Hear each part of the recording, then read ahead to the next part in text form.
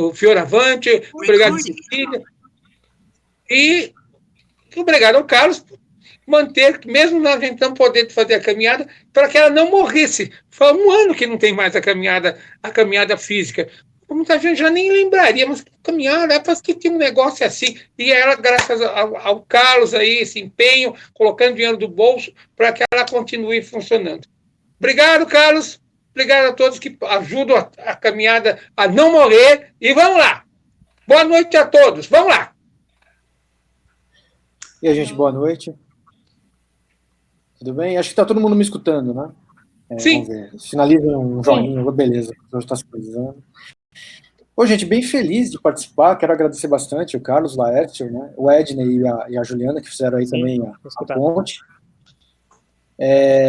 Para falar sobre os cinemas do centro de São Paulo, um assunto do qual eu gosto muito, faz muitos anos que eu não falo sobre isso, curiosamente, né? Só me apresentar rapidamente, para quem não me conhece ainda. Estou vendo vários amigos online também, isso é super legal. Enfim, nesses tempos pandêmicos horríveis, né, é muito bom vê-los, pelo menos virtualmente, né, e aí vamos voltar, né, não só na caminhada noturna, mas, enfim, a gente vai superar isso e bola para frente daqui a alguns meses, quando tiver todo mundo já vacinado, né, felizmente. Só me apresentar bem rapidamente, meu nome é Vanderlei, eu sou geógrafo, na verdade, né, eu faço pesquisas na área de cinema porque eu sou teimoso. Eu acabei optando por uma área que, em geral, os geógrafos não vão, né, é muito comum ver historiador, estudante de cinema, pessoa da letra, do jornalismo, geógrafo nem tanto, enfim, acabei, até porque isso também parte de uma paixão que eu tenho desde a infância, né, de gostar muito de cinema, né. E o que acontece, né? Parece uma introdução esquisita falar que eu sou geógrafo, mas é que, na verdade, esse trabalho, essa pesquisa sobre os cinemas do centro, nasceu durante a minha graduação. E eu me assustei essa semana porque eu me dei conta de que faz 20 anos que eu fiz o primeiro trabalho sobre a Cinelândia Paulistana, né? Isso ainda na graduação, né? Foi no ano de 2001, e isso derivou, no ano de 2005, no meu trabalho de conclusão de curso lá na Geografia da USP. Lá a gente chama de TGI, né? Trabalho de graduação individual. Eu escrevi uma espécie de uma dissertação sobre o circuito de cinema de São Paulo, né? Então isso foi em 2005 que eu concluí essa pesquisa. Ocasionalmente eu volto a ela, né, com aquela intenção, um dia eu publico um livro, um dia eu faço um documentário, enfim, até hoje não rolou. Vamos ver se no futuro isso acontece. Mas é um tema que eu sempre gosto de comentar, né? Eu gosto de comentar esse tema, mas, por outro lado, também requer cuidado, sabe? Requer certa delicadeza, porque, assim, a Cinelândia Paulistana, né, essa região do centro de São Paulo, especificamente, ela mexe com emoções, mexe com memórias, né, afetivas de todos nós, né? Então, ela requer muito cuidado, muito carinho ao se falar dela, né? Então, vamos começar dizendo, na minha interpretação, pelo menos, o que é a Cinelândia Paulistana, né? Porque não é tão difícil, não é tão fácil, na verdade, de estabelecer os limites, né? Grosso modo, a Cinelândia Paulistana é um conjunto de cinemas que se configura no entroncamento ali da Avenida São João com a Avenida Ipiranga a partir dos anos 30, principalmente, né? E os limites são fluidos, né? Porque com o sucesso de vários cinemas, né, o público cada vez maior concorrendo a essas salas de cinema fez com que os limites mesmo foram expandindo. Então, com o tempo, alguns cinemas extrapolaram essa região primeira ali, desse entroncamento entre a Avenida Ipiranga e a Avenida São João, né? E por que a Cinelândia se configurou ali nos anos 30? Se a gente pensa na chegada do cinema aqui em São Paulo, a primeira projeção do chamado cinematógrafo, equipamento dos irmãos Lumière, é de 1896, ou seja, no fim do século XIX ainda. E aí 25, 30 anos depois, na verdade 35 anos depois, surge a Cinelândia, né? Bom, então vamos lá, que tem aí 30, 35 anos que precisam ser esclarecidos muito rapidamente, porque a gente tem também 1 hora de conversa, mais ou menos. O que acontece é que a maioria dos cinemas, dos primeiros cinemas de São Paulo, eles foram abertos no chamado Triângulo Histórico, né? Aquela região ali em torno da Praça da Sé, Largo São Francisco, Largo São Bento. Alguns não, alguns foram em outras regiões, né? Na Rua São João, por exemplo, antes dela ser Avenida São João, mas a maioria dos cinemas era no Triângulo Histórico. O que acontece é que já nos anos 10, e principalmente nos anos 20, o triângulo histórico estava estrangulado. Era uma região de comércio muito forte. Isso que eu estou falando para vocês, muitos de vocês sabem, porque todos aqui, né, apaixonados por São Paulo, estudam a história da nossa cidade, a história do centro. Então, nos anos 1910, principalmente 1920, era uma área estrangulada. Então, era necessário uma expansão de limites. Né? Então, o poder público, naquela época, as diversas prefeituras começam a investir, então, na expansão do centro de São Paulo para uma nova região, o chamado Novo Centro. O Novo Centro é essa área compreendida entre a Praça da República e o Viaduto do Chá, mais ou menos. Né? Então, obras começam a ter... grande parte das propriedades desse local de fazendas, então começam algumas edificações por lá. Né? Na verdade, isso vai acelerando esse processo que já vinha acontecendo antes. Né? Então, a configuração desse novo centro, que é um dos fatores da organização da chamada Cinelândia Paulistana. Né? Então, isso tem a ver com a expansão da cidade, e tem um outro fator que é particular da evolução do cinema, enquanto arte, enquanto linguagem, que é a configuração do cinema sonoro. Né? Isso é uma coisa que eu vou comentar daqui a pouquinho, quando eu falar de algumas salas específicas. Né? Mas é para a gente lembrar que nos anos 20, fim dos anos 20, começo dos anos 30, o cinema que era mudo se torna sonoro. Então foi uma confluência de fatores, na verdade, da nossa cidade, específicas da nossa cidade, em expansão econômica, e uma questão tecnológica específica do cinema. Vou começar aqui, então, agora mostrando a apresentação. Acho que não vai haver problemas de visualização. Né? Aqui, compartilhar. Acho que está todo mundo vendo já, né? Aqui. Está todo mundo se vendo nesse momento. Vamos ver. Todo mundo está vendo a apresentação? Eu deixei ela rapidinho. Não? Ué, eu compartilho. Agora tem um livro aqui que eu vou falar daqui a pouco. Apresentação, tudo bem? Tá ok. Beleza. Bom, aqui é a capa mesmo, né, gente? Mais para ilustrar aqui a nossa data, né? 18 de março. O que acontece, né? Antes mesmo da década de 30, também houve cinemas nessa região ali, da futura Cinelândia Paulistana. Né? Então, mais para ilustrar aqui mesmo, tem dois cinemas, né? Dois dos primeiros, né? O Cine Central, na Praça dos Correios, foi demolido nos anos 40, e o Cine Avenida, que era na Avenida São João, né? De vida bastante curta. Né? A gente vê que é nos anos 10 ainda. Nessa época, a maioria dos cinemas ainda estava no triângulo histórico. Tá? Mas alguns já vão antecipando essa tendência de ocupar a futura Cinelândia Paulistana. Né? Além deles dois, tem dois aqui que vão durar mais tempo, na verdade, o Cine República. O Cine República foi um dos mais importantes, né? Ele foi inaugurado em 1921, e o que acontece é que, com essa configuração do cinema sonoro, ele se torna sonoro em 1929. Então foi um dos primeiros cinemas de São Paulo a contar com tecnologia para projeção de cinema sonoro. Localizado na Praça da República. Né? Ele passa por reformas, é reinaugurado nos anos 50, a gente vai ver isso daqui a pouco, e ele foi demolido nos anos 70 por conta das obras do Metrô República. Né? Mas foi um cinema bastante importante. A gente vai ver, principalmente nos anos 50, né? Um cinema que sempre trazia inovações tecnológicas, né? Isso era uma característica desse cinema. Né? Outro que também é importante é o Para Todos, né? Que eu gosto da simbologia desse nome, Para Todos. Né? Ainda havia muitos cinemas que tinham esses dois mesmo, República e o Para Todos, tinham uma estrutura próxima dos teatros, né? Com frisas, camarotes, várias divisões. Né? Embora a arquitetura ainda tivesse essas divisões que visavam, sim, uma seletividade social, vamos dizer, né? Certos locais dos cinemas para um público mais rico e outras para um público mais pobre, a simbologia do nome Para Todos é muito boa, né? De tentar oferecer um lazer para distintas classes sociais, né? Uma espécie de harmonização social. Né? Então, assim, eu gosto muito da simbologia que traz esse nome. Né? Uma coisa que a gente nota no Cine Para Todos, na foto do República não dá para ver muito, mas dá para ver aqui no Cine Para Todos, principalmente aqui no Cine Avenida, é que eles eram só cinemas, entre aspas, né? Assim, era um cinema e só. Isso é uma coisa importante porque os futuros cinemas da Cinelândia Paulistana, eles não serão apenas cinemas. Em geral, são cinemas conjugados num edifício comercial ou residencial. Né? O que muitos arquitetos chamam de solução cinema-prédio.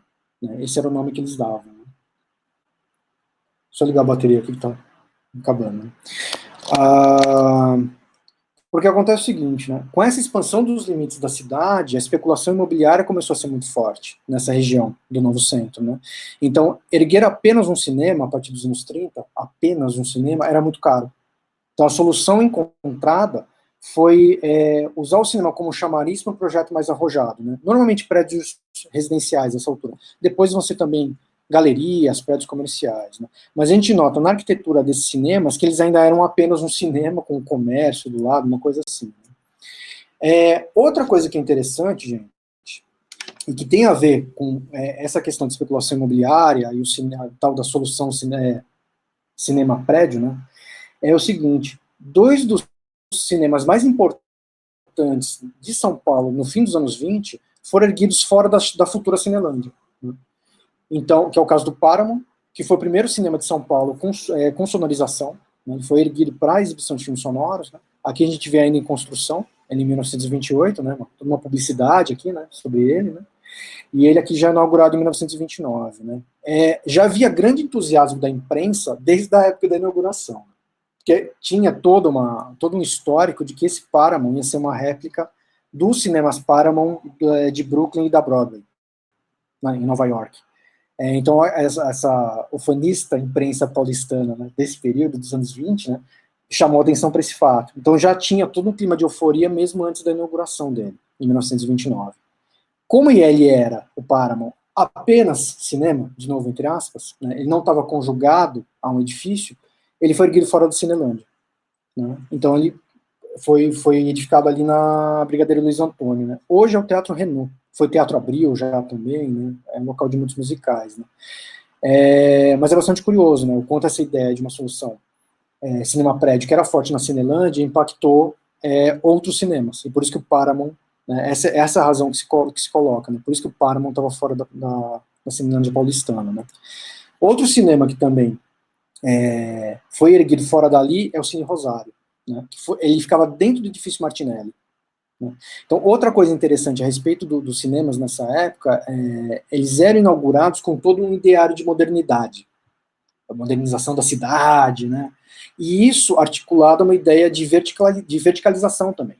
O Martinelli foi um marco da cidade. Né? Então, assim, um cinema ser inaugurado dentro do Martinelli, né, mostrava quanto essas duas ideias estavam em conformidade. Né?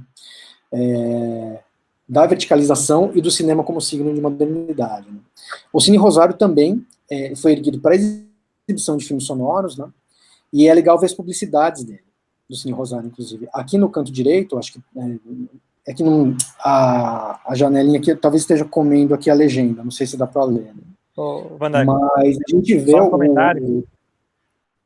Oi. Puder clicar nesse aviso de compartilhamento, tem um botão de ocultar. Opa! Pra gente que ele está aparecendo um pouco em cima da legenda da foto. Beleza. Então agora acho que resolveu. Beleza. Isso, agora foi. E a questão do lado da foto tá ok. A gente, pelo menos aqui, tô vendo acho que talvez para você pareça um pouquinho bloqueado, mas pra gente tá ok. Pode ser. Beleza, que ótimo. Não, eu tava preocupado mesmo com aquele, ainda bem que tinha se ocultar, ele não tinha reparado. É legal a gente ver essas publicidades do Cine Rosário na época, né? Porque, primeiro, essa primeira que está aqui no canto direito, ela demonstra, assim, o que está em destaque nessa publicidade, na verdade, é o edifício Martinelli. Né? Então, de novo, essa ideia de associar a verticalização da cidade, né? E a um marco arquitetônico, no caso. Né? E tem essa outra publicidade do Cine Rosário, que eu gosto em particular, porque a gente vê uma espécie de um gramofone no teto do Martinelli, né? Ou seja, deixar muito claro, né, estamos vendendo cinema sonoro, né?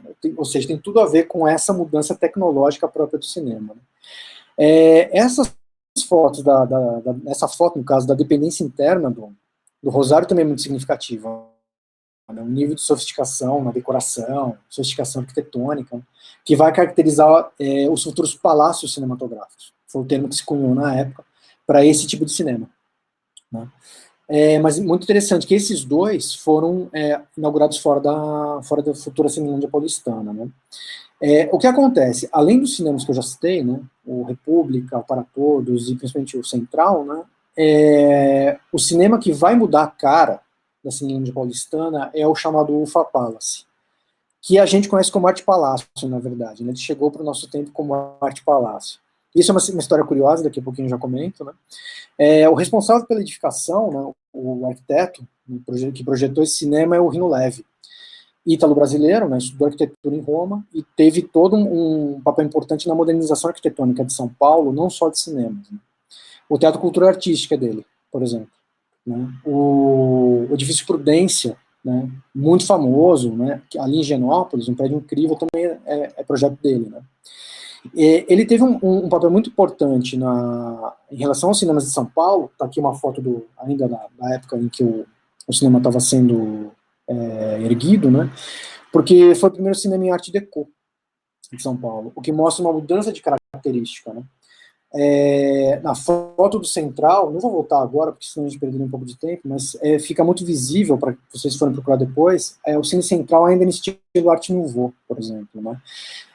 E o fato do Rino Leve ter inaugurado o Arte Palácio como o primeiro cinema Art Deco de São Paulo, configurou esse cinema como o primeiro cinema moderno da cidade, né? o que é bastante interessante também.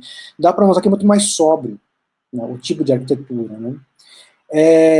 Um detalhe interessante, né, por que ele se chama UFA Palace? Né? Porque ele exibia os filmes da companhia alemã UFA. Né? A UFA ela foi inaugurada, na verdade, em 1917, muitos anos antes do nazismo. O que acontece é o seguinte, como ela era uma empresa muito forte lá, né, enfim, nos anos 30 se vinculou ao ideário nazista. Né. Dá para ver, inclusive, que no logo da UFA, ele simula mais ou menos uma suástica, né, principalmente se a gente olha o F, ele simula uma suástica nazista. Né. Com o agravamento da Segunda Guerra Mundial, o UFA Palace muda de nome para Arte Palácio. Né. Então, isso é uma curiosidade, né, que vale chamar a atenção aqui, é por isso que a gente conhece o cinema como Arte Palácio. Né. Mas ele foi inaugurado originalmente como UFA Palace. Né? Ele foi um marco não só pelo estilo Art Deco, mas pela maneira como ele utilizava a iluminação como chamariz. Então, essa ideia dos cinemas terem fachadas monumentais para chamar a atenção de público. Está aqui uma foto noturna do Arte Palácio, né, que deixa muito claro a importância da iluminação, né, na fachada, né? E a gente olha também enfim, todo o cuidado da ambientação interna. O que passa a acontecer, isso já havia no Páramo, no Rosário, por exemplo, mas o que se torna cada vez mais forte nesses cinemas todo um cuidado técnico interno dos cinemas, com circulação de pessoas, ventilação, normas de segurança, som, o projeto sonoro é muito importante, declividade da plateia, né, tamanho da tela, tudo isso visando um espetáculo cinematográfico diferente. Né. O que acontece, né, isso já tinha se afirmado com o Páramo e com o Rosário, e nos anos 30 já nem há vestígio, né, os cinemas precários de antigamente, né, até porque eles exibiam filmes sem som, estavam com os dias contados. Né. O tipo de edificação mais precária, né, aqui perdurou até o fim dos anos 20, enfim, já não encontra mais espaço na cidade, agora com a configuração desses cinemas mais luxuosos. Né. Uma motinho passando aqui, gente. Bom, outro cinema que também foi um marco da época, o Cinemetro. Né. O Cinemetro conjugado à MGM, a produtora dos Estados Unidos. Né. Então o Metro passava os grandes musicais da MGM. Né. E a gente nota também todo um cuidado aqui na arquitetura e nos ambientes internos, enfim, muito luxo, muito cuidado, né, na arquitetura desses cinemas. Né. Entretanto, dá para notar que o estilo arquitetônico é bastante diferente. Né. O estilo do Rino Leve, né, é mais sóbrio, dá para a gente notar aqui pelo UFA Palace, por exemplo, ao contrário do Metro, mais carregado. Né. Isso é uma coisa que vai acontecer em vários cinemas de São Paulo. Alguns eram mais discretos, procuravam uma arquitetura mais funcional, vamos dizer, e isso não quer dizer que eles eram precários, ou ao contrário, na verdade eram muito sofisticados, e alguns muito carregados, até um pouco poluídos, que é o caso do Metro aqui. Né. Outro marco da cidade, que também foi projeto do Rino Leve, é o Ipiranga. Né. Então, dá para notar aqui também a importância da fachada iluminada à noite, tal qual a gente viu em relação ao UFA Palace e Arte Palácio. Né. Tem uma coisa interessante a respeito do Ipiranga, né? Enfim, primeiro o tamanho, a monumentalidade desse edifício, né? Acho que essa foto agora da esquerda aqui deixa isso muito claro, né? O ponto era, enfim, era muito mais alto, né? E tinha uma coisa interessante, né? Como esses cinemas eles eram edificados junto com um edifício residencial, eram necessários pilares de sustentação. Né? No caso do Arte Palácio, esses pilares ficavam no lobby, então não havia muito problema. Por razões particulares do projeto do Ipiranga, esses pilares ficariam na frente da tela, se a tela fosse colocada no lugar habitual, que era o fundo do cinema. Então as pessoas vêm da rua, vêm da calçada, entram pelo lobby, entram no cinema e está o fundo da tela. No projeto convencional, teria os pilares atrapalhando a visibilidade do público. Né? Então, o que era interessante no Ipiranga é que ele inverteu essa lógica. Né? O Rino Leve colocou a tela, entre aspas, na frente do cinema. Então, o público fazia esse caminho, entrava no cinema, se deparava com o fundo da sala, onde estavam os pilares, e aí se voltava para trás, virava para trás, e aí via a tela na frente do cinema. Né? Que foi uma solução arquitetônica bastante arrojada para a época, bastante inovadora. Né? O que também era interessante, né? Isso é até uma brincadeira que o Nimar Simões faz, né? Vou comentar do Nimar Simões daqui a pouco, que isso era bom para os atrasadinhos, porque assim, o pessoal entrava atrasado na sessão e a tela estava do outro lado, então os atrasadinhos sentavam no fundo da sala sem atrapalhar quem chegou antes. Então, novidades, sofisticações a respeito desse cinema. O Marabá, outro marco. O Marabá também seguia essa preocupação que era mais do Rino Leve, né, de ser um cinema sofisticado, mas bastante funcional, vamos dizer, né, mais sóbrio, uma decoração mais sóbria, não tão poluída assim, né.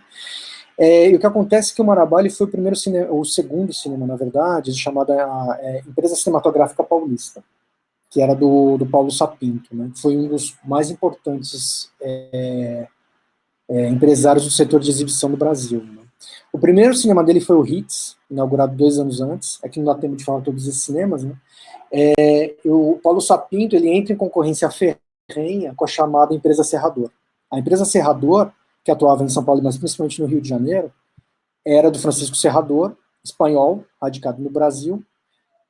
Com a morte do Francisco Serrador, no início dos anos 40, o Júlio Llorente substitui o Francisco Serrador. Né? Então, fica essa concorrência ferrenha entre essas duas empresas aqui em São Paulo. Né? No fim dos anos 50 vai ter a empresa Havaí também, né? Vai ser vamos dizer, um terceiro polo aí, né, nessa concorrência pela inauguração de cinemas. Né? Mas nesse período, anos 40, principalmente a empresa Serrador e agora a empresa cinematográfica paulista. Né? Eu adoro essa foto da plateia do Marabá. Enfim, o Marabá é um cinema muito grande, né? Aliás, é interessante falar sobre o quanto cabia gente nesses cinemas, né? Hoje, para os padrões, né, de hoje, uma sala de cinema grande tem 400 lugares, né? O Marabá, na sua lotação total, tinha 1.600 lugares, né? O Ipiranga e o Arte Palácio cabiam cerca de 3.000 pessoas. Né? É importante lembrar também que tem cinemas de bairro muito grandes nessa época. Né? O bairro do Brás, por exemplo, tinha alguns cinemas bastante importantes, porque o Brás era a segunda praça mais importante de São Paulo. A Cinelândia era a principal praça de lucratividade, de bilheteria, e a segunda era o bairro do Brás. Né? E o bairro do Brás tinha, aliás, 2 cinemas que foram inaugurados, foram projetados pelo Rino Leve do Ufa Palace e do Ipiranga, né? Que são o Universo e o Piratininga. Cada um deles tinha cerca de 4.000 lugares. É uma coisa impensável hoje. Assim, não tem como a gente... É simplesmente inimaginável. Né? Então, o modesto Marabá tinha 1.600 lugares, vamos dizer. Né? Comparado com esses cinemas, era até pouco. E aqui o Cine Marrocos. O Marrocos, ele vamos dizer, dá para dizer que praticamente o último palacete, o último palácio cinematográfico. Né? Inaugurado em 1951. Esse sim tinha também uma decoração bastante poluída, bastante carregada, de motivos mouriscos, meio Mil e Uma Noites. Né? Ele, vamos dizer, foi esse último palacete. Né? O que acontece é que a gente vê que no meados dos anos 50, a adesão de público começa a cair um pouco dos cinemas. Né? E aí as próximas inaugurações começam a ficar mais modestas. Né? A arquitetura dos cinemas muda muito. Né? Tá aqui o Cine República, né? Tinha comentado, né? Então vamos lá. O Cine República, ele foi inaugurado na época do cinema mudo, ali, em 1921, né? Durou alguns anos até ele passar por uma primeira reforma para ser capacitado como cinema para projeção de filmes sonoros, né? Isso em 1929. Né? Em 1952, ele é reinaugurado, né, justamente pela empresa cinematográfica paulista, do Paulo Sapinto, e ele se notabilizou, pelo menos na propaganda, mas é bem possível que isso seja real, por ter a maior tela da América do Sul. Né? A maior tela do Brasil provavelmente era, assim, era uma coisa de dimensão descomunal. Né? Eu não cheguei a frequentar esse cinema, obviamente, né? Ele fechou no fim dos anos 70, para edificação do Metrô República, né? Ele virou uma espécie de um canteiro de obras, né? E hoje é um estacionamento. Né? Mas ele tinha dimensões enormes. Né? A gente vê aqui, inclusive, na fachada do cinema, essa foto, eu acredito que essa foto é de 1953, porque esse filme, Ameaça Veio do Espaço, uma ficção científica, é de 1953. A gente vê aqui, o nome do filme está até pequenininho, o que está grande aqui na fachada é Terceira Dimensão, né? Que era essa introdução do 3D, né? Isso, só por curiosidade, né, gente, isso principalmente nos Estados Unidos, né, nos anos 50, a televisão começa a roubar muito público do cinema, né? Então algumas inovações técnicas se fazem necessárias. Né?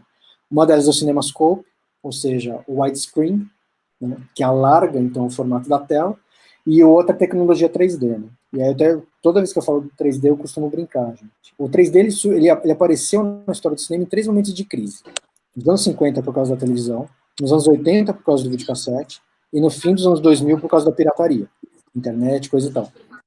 Então foram 3 momentos em que se utilizou o 3D para namorar de volta ao público. Gente, eu acho que tem alguém com o microfone aberto. Vou pedir gentileza, se puder botar o microfone. Que eu estou ouvindo um noticiário. Obrigado, viu, gente? Falando no 3D, né, essa foto do República eu acho curiosíssima. Tá o Paulo Sapinto, aqui do lado esquerdo, inaugurando o cinema, junto com o padre, e o padre está benzendo os projetores em 3D. Né? Eu acho essa foto super legal. Né? Lembrando que nessa época, a projeção em 3D, né, ela era feita com 3 projetores, que projetava a mesma imagem simultaneamente em cores diferentes, para gerar o efeito 3D. Era uma coisa caríssima. Né? Muito diferente da tecnologia hoje digital empregada no 3D. Né? Mas eu acho muito curiosa essa foto do República. Né? O que acontece, né, gente? Estava comentando, por que foi o último Palacete, Marrocos, né? É porque a tendência é que os cinemas que são inaugurados nos anos 50, os anos 50 ainda foram os anos 50 ainda foi um período de muita inauguração de cinema na Cinelândia, né? Mas eles não carregavam mais aquela monumentalidade de outros tempos, né?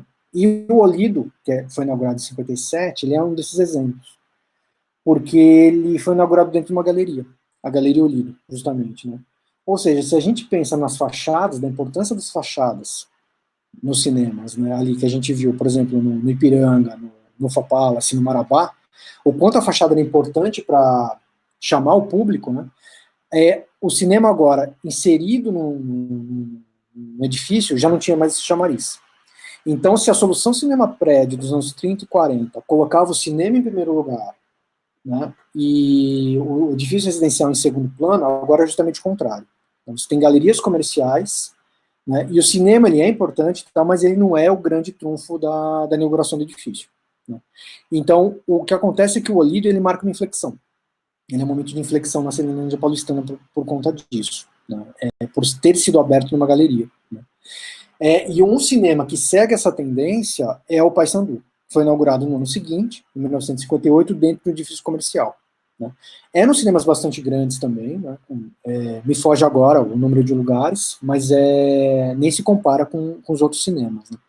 E é bastante curioso a gente ver nessa publicidade de inauguração do Cine Paissandu que, de novo, o prédio está em destaque. A gente tinha visto isso a respeito do Cine Rosário, né, no Martinelli. 30 anos depois, esse ideário de modernidade, modernização, essa metrópole, né, São Paulo, locomotiva do país, essas coisas continuam muito forte, né, na publicidade do cinema e, sobretudo, no imaginário do paulistano.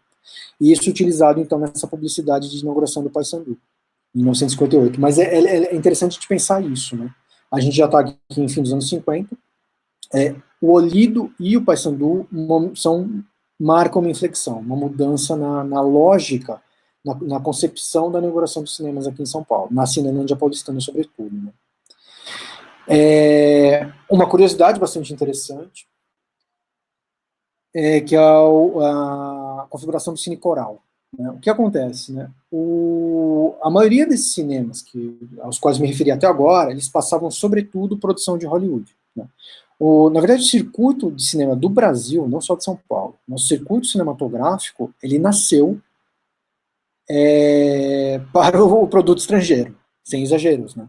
Então, assim, até antes da Primeira Guerra Mundial, o que era exibido nos cinemas do Brasil, né, até 1915 e 16, na verdade, eram muitos filmes franceses e italianos. O que acontece é que a Primeira Guerra Mundial desarticula temporariamente a produção europeia, mas ela desarticula, sobretudo, a exportação dos filmes europeus para os mercados mundiais, nos quais Brasil e América Latina. Né. Com a Primeira Guerra Mundial, então, os Estados Unidos, que nesse momento ali, 1914 e 15, começa a configurar os seus primeiros estúdios em Hollywood, Hollywood vai ser de mais anos 20, mas os primeiros estúdios começam a se configurar, então, esses estúdios dos Estados Unidos, vamos dizer, sequestram o mercado da América Latina, incluindo o Brasil, e nunca mais largam o osso. Né. Entretanto, os anos 50, e sobretudo os anos 60, são período dos chamados cinemas novos, ou dos grandes autores europeus. Então, Bergman, Fellini, o Buñuel, o Antonioni, depois a Nouvelle Vague. Onde era veiculada essa produção? Né? No Cine Coral. Né? Depois do Cine Coral, começa a haver cineclubes, por exemplo, o Belas Artes também, sobre o qual eu vou falar daqui a pouquinho, bem rápido. Né? Ou seja, assim, lembrando que isso é quase marginal, vamos dizer. Né? Então, era o Cine Coral que exibia essa produção e raramente um cinema ou outro. Né?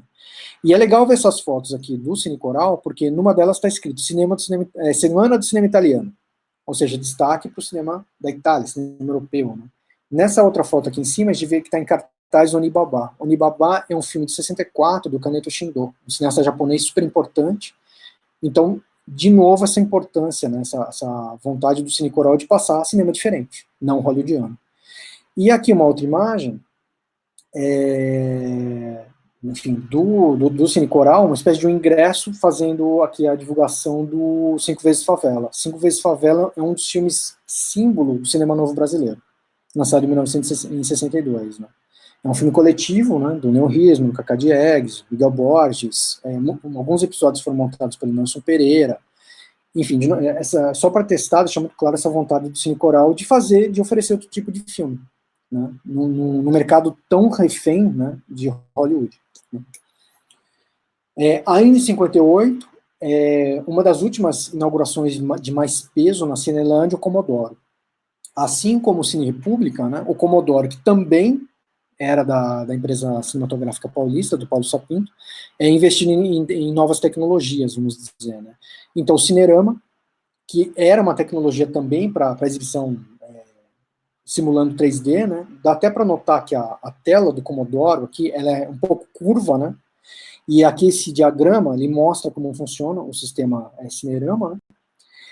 E outra coisa que notabilizou o Comodoro é que ele fez muitas exibições em 70mm, ou seja, a resolução de imagem era muito, muito maior do que o tradicional 35mm. É até interessante, essas minúcias a respeito da bitola da película, em termos de digital, vão se perdendo. Né? Então é mais ou menos o seguinte, gente, é como se você passasse, é como se o 35mm fosse Full HD, tá? 1080p, e o 70mm fosse o 4K. É mais ou menos isso, a proporção é diferente, na verdade, na matemática, né, na ponta do lápis. Mas é só para vocês terem uma ideia. Né? É como se hoje é um cinema 4K, enquanto os outros são 2K. Tá? Então é mais ou menos essa diferença que seria passar 70mm. Forcei um pouco a barra, mas é mais ou menos isso. Né? E o que acontece, gente? Tem uma série de fatores que começam a incidir na queda de público nos anos 50, nas salas da Cinelândia. Né? O principal fator, na verdade, é uma mudança no centro de São Paulo. O que acontece é que, a partir dos anos 50, por conta, de novo, da especulação imobiliária, o número de residentes, o número de pessoas vivendo no centro de São Paulo começa a cair. essas pessoas, por conta da especulação imobiliária, são expulsas para outros bairros, né? Isso, somado ao crescimento populacional, gera um movimento de periferização da cidade, ou seja, as periferias vão ficando mais inchadas, né, e o centro esvaziado, né? Como eu sou geógrafo, eu tenho que fazer menção a um geógrafo, ao Milton Santos, que tem um livro brilhante, que foi editado em 1990 sobre esse tema, né, chamado Metrópole Corporativa Fragmentada. Eu recomendo a leitura para todo mundo, inclusive quem não é geógrafo, né, porque ele explica muito bem como os limites da cidade foram se expandindo e como as periferias foram se constituindo, né, enquanto o centro se esvaziava para fins de especulação, né. Tem um dado que ele coloca nesse livro que eu acho bastante esclarecedor. A mancha urbana de São Paulo cresceu entre 1950 e 1980, que é o período que ele analisa ali, 9 vezes. Entretanto, a população da cidade de São Paulo cresceu 4,5 vezes. Poxa, então por que a mancha urbana cresce muito mais do que a população, lembrando que havia espaços suficientes no centro para acomodar boa parte desses habitantes, né, por conta da especulação imobiliária. Outro fator que ele coloca é que essa expansão de São Paulo, ela atende também à indústria de construção civil. Estava muito feliz, obrigado, com essa expansão, né? Então, esse é o fator, na verdade, que a gente tem que ter em mente, assim, a dinâmica da cidade e o impacto que isso vai ter sobre os cinemas do centro de São Paulo, sobre essa região do centro, na verdade, né, que começa a perder público. Outro fator, que está aqui no slide, não tem como a gente ignorar, que talvez seja assim, ali tão importante quanto esse momento de periferização, que é o advento da televisão. Porque, assim, o que acontece é que a televisão, ela promoveu um impacto no mercado de cinema do mundo todo. Essa questão da expansão territorial de São Paulo específica da nossa cidade, da nossa metrópole. Mas a televisão não. Então, várias cidades, várias capitais do mundo, que tinham muitos cinemas nos seus centros, nas suas regiões centrais, perderam público nessa época, nos anos 50, sobretudo nos anos 60, por causa da televisão. Mas ela não é a única vilã dessa história, não, né? E aí o Nimar Simões, que eu já citei, né, ele coloca um dado bastante interessante, né, que em 1965, ou seja, bem no meio dos anos 60, São Paulo já tinha cerca de 600 mil televisores. E a conta que ele faz é a seguinte: 600 mil televisores. Cada família tem, em média, 4 pessoas. Então, eram cerca de 2,4 milhões de pessoas nos seus lares com acesso à televisão, né? Aí eu fui pesquisar, durante meados da década de 60, a população de São Paulo era cerca de 4 milhões de pessoas, né? Ou seja, mais da metade, né, 60% da população de São Paulo, mais ou menos, tem acesso fácil à televisão. Isso gera um impacto enorme, muito, muito forte sobre o cinema. E aqui tem um quadro retirado do livro do Nimar Simões, que eu já mostro daqui a pouco, que deixa bastante claro essa queda de público, né? Então, assim, se no ano de 1951 foram 58 milhões, quase 59 milhões de pessoas que compraram ingressos para cinema, em 1960 são 44 milhões, em 1964, 36 milhões, e em 1970, 21 milhões. Então, é um terço, mais ou menos, do público de 1951. Né? Por conta desses dois fatores, principalmente, a expansão territorial de São Paulo e a televisão, a popularização da televisão. Tem um outro fator, gente, que é a inauguração dos cinemas na região da Avenida Paulista, tá? Que também a gente vai comentar daqui a pouco. Né? Então a gente tem 2 cinemas tardios, gente, nessa configuração, abertos na Cinelândia. Houve mais, mas eu coloquei fotos só de 2 mais célebres aqui. O Metrópole, que seguindo os passos do Olido, foi inaugurado numa galeria, e o Cine Copan, que seguindo os passos do Paissandu, foi erguido num prédio. Aqui o Copan não é um prédio só residencial, só comercial, ele é uma coisa única, né? Mas esses prédios, ou melhor, esses 2 cinemas, então, seguindo aquela tendência de cinemas do fim dos anos 50, que a gente comentou aqui, né? Principalmente o Olido e o Paissandu. Né? A gente vê agora, então, esse momento de migração para a Avenida Paulista, em que uma série de cinemas começam a ser inaugurados lá. Né? É evidente que já havia cinemas na região da Consolação, por exemplo, né? Mas os primeiros cinemas da Paulista são dos anos 60. Então, justamente nesse momento de mudança em São Paulo, televisão mais Avenida Paulista.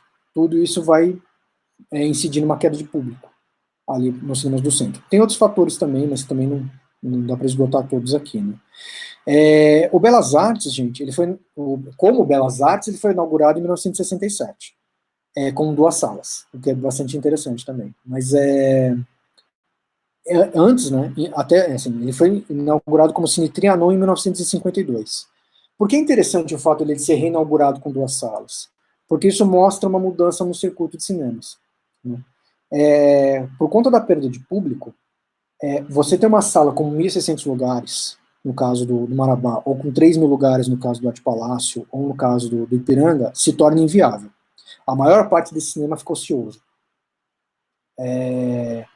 Então a solução que foi encontrada era quebrar essas salas tradicionais em 2 ou 3 menores, né? O Belas Artes foi um desses cinemas já na região da Paulista, mas isso é um fenômeno que nos anos 70 atinge praticamente todos os cinemas daquela região do centro de São Paulo, né? Eu mesmo, inclusive, quando eu frequentei esses cinemas, isso é uma coisa curiosa dele, né? Eu sempre conheci esses cinemas como Olido 1, 2, 3, Ipiranga 1, 2, né? Quando eu fui fazer a minha pesquisa, isso em 2001, na faculdade, né, aí que eu soube que esses cinemas antes tinham sido uma sala única, né? O que é uma coisa que deve ter sido muito louca para quem frequentou essas salas antes dos anos 70, que viu aquelas salas como elas eram originalmente, né, e depois frequentaram esses cinemas já divididos em salas menores. Mas assim, comigo foi o percurso contrário, né? Eu conheci primeiro essas salas divididas. E aqui, só por curiosidade, uma sala do Belas Artes, uma foto do Belas Artes já na configuração de 6 salas, né? Essa configuração de 6 salas do Belas Artes de 1983, após um incêndio, né? O Belas Artes pegou fogo, se não me engano, em 1982. Então, quando ele foi reinaugurado como Gaumont Belas Artes, ele contava com 6 salas. De novo, muito dentro dessa lógica de oferecer mais filmes simultâneos, porque o público estava mais disperso, então você tem que oferecer mais filmes, né? Tem outro fator que é a própria pressão dos setores produtivos também, né? Os estúdios produziam cada vez mais, com mais velocidade. Então eram necessárias mais telas para dar vazão para mais filmes, né? Então, isso é uma coisa própria dos anos 60 e 70, principalmente, né? Mais 2 cinemas bastante simbólicos. O Astor, salvo engano meu, foi o primeiro cinema inaugurado na Avenida Paulista. Eu cheguei a frequentar bastante até ele ser fechado, em 2001. O Astor, inclusive, hoje, se eu não me engano, é onde está a Livraria Cultura, salvo engano meu. Tá? Agora fiquei em dúvida, né? Na hora do debate a gente pode sanar essa dúvida aí, né? E eu gosto bastante dessa publicidade da inauguração do Cine Gazeta, né? Enfim, então a Marcela mostrou aí a Ana Sofia Loren aqui, né? Oba, isso que é cinema, isso que é filme, coisa e tal, né?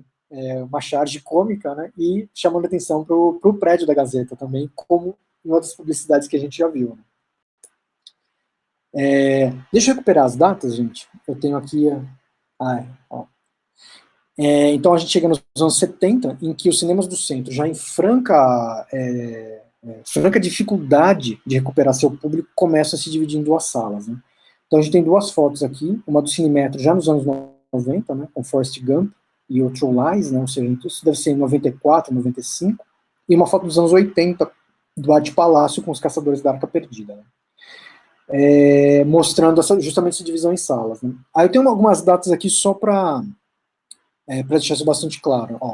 O Arte Palácio abriu 2 salas em 71, o Marrocos em 72, o Arocho em 75, o Paissandu e o Metro em 77, 2 salas também, todos eles, né? O Ipiranga, 2 salas em 78, e o Olido, 3 salas em 82. Então é justamente esse período aí, que cobre essa década de 70, começo dos anos 80, que a gente vê que esses cinemas, eles começam a se dividir em várias salas, visando ter mais público, né? Alguns mantiveram a configuração original, no caso do Marabá, do Comodoro, o Regina, que eu não comentei aqui, né? O Regina, depois de fechado, virou um estacionamento, e depois virou, hoje é um hotel. O terreno onde ele ficava hoje é um hotel, né? Ali na Avenida São João, né? Então essas mudanças, né? E isso acomete, por exemplo, Paramount também, que foi que comentei, ele ficava fora da região ali da Cinelândia, ficava na Brigadeiro Luiz Antônio, mas ele chegou a operar com 5 cinemas, né? O Paramount foi algumas vezes enquanto criança ainda, né? E foi desses cinemas que, depois que eu descobri justamente que ele era, no seu início, um cinema só, eu fiquei bastante surpreso. Eu falei, pô, mas como assim tinha 5 cinemas, né? Tem um último fator, gente, vou encerrar a apresentação por aqui, que eu acabei não comentando, não colocando, porque é justamente o que a gente está acostumado a ver, né? que são cinemas de shopping. Né? O que decreta, de uma vez por todas, a falência dos cinemas da Cinelândia é essa lógica de cinema de shopping center, que ela começa a se tornar mais forte nos anos 80. Né? E, de novo, com inauguração em sistema multisala. No começo, 2, no começo, 3 salas, isso nos anos 80, né?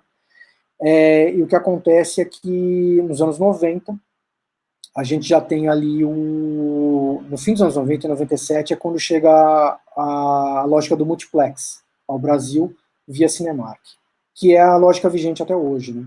Então as grandes redes, né, UCI, a própria Cinemark, a Cinépolis, a Severino Ribeiro, todas elas operam o sistema de multiplex, que é você ter 12, 10 salas no complexo, dentro de um shopping center, né? E, em geral, metade dessas salas são dedicadas a exibir o blockbuster do mês. É mais ou menos isso. Né? O que, inclusive, às vezes acaba ferindo a lei de cota de tela. Você tem que ter um número mínimo de telas para filmes brasileiros. Né? Nem sempre isso é seguido à risca. Né? Uma última coisa que eu quero só fazer menção, gente. Esse é o livro do Nima Simões, que eu comentei, chamado Salas de Cinema em São Paulo. Né? O que acontece? Ele está online, tá? Depois eu vou jogar aqui no chat o link certinho. Como ele foi editado pela imprensa oficial e por conta de uma pesquisa feita pela equipe do Centro Cultural São Paulo, isso nos anos 80, né? Equipe organizada pelo Nima Simões, ele era pesquisador do Centro Cultural. Esse livro está no site do Centro Cultural. Então, ou seja, vocês não vão baixar um PDF, assim, é o próprio livro oficial. Né? O que acontece é que, como ele foi escaneado, ele tem alguns errinhos de grafia, o que acontece nessas digitalizações. Né? Então, eu recomendo pelo tema. Claro, o PDF ajuda, mas vocês recorrerem à bibliografia, ao livro em bibliotecas. Esgotado, deve estar uma fortuna em sebo, né? Eu mesmo, o meu, eu paguei muito caro quando eu comprei, mas nessa época, imagina, PDF na rede, isso não existia, imagina. Né? Foi começo dos anos 2000. Mas é um livro obrigatório para quem gosta do tema. Né? E outra fonte super confiável é o blog Salas de Cinema de São Paulo. Né? O blog é homônimo, né? Até onde eu sei, não tem participação do Nima no blog, né? Mas gente, esse blog é incrível. Eu descobri ele em 2013, né? Não sei a data que ele começou. Vocês encontram tudo, porque assim, o livro do Nima, que é muito bom, é de 90, 30 anos atrás. Então, assim, o que acontece é que o blog ele vai sendo constantemente atualizado. Né? É excelente, é uma fonte muito confiável mesmo de dados, de datas, histórico. A grande maioria das fotos que eu usei para essa apresentação são ou desse blog ou do livro de Nima Simões. Né? Então, daqui a pouquinho eu encontro aqui encontro o endereço do livro aqui, e aí eu coloco no chat. Né? Mas é basicamente isso, gente, que eu tinha para comentar a respeito do histórico da Cinelândia. Né? Só lembrando, né, teve um fator que eu esqueci de comentar. Né? Acho que é sabido, né, acho que a maior parte de vocês acompanha, sabe disso, né? Até onde eu sei, só o Marabá hoje opera ainda como um cinema comercial no centro, com programação regular de lançamentos e tudo mais. Né? Evidente que muitos desses cinemas, muitos dos edifícios ainda existem, mas ou completamente desfigurados, ou exibindo programação pornográfica. Então, a maioria virou ou cinema pornográfico ou estacionamento. Alguns viraram loja, bingo, né, que podia operar bingo, alguns viraram igreja, depósitos, né, mas a maioria virou estacionamento, né, ou cinema pornográfico. E 3 cinemas, né, na verdade 4, né, foram desapropriados pela prefeitura. Né.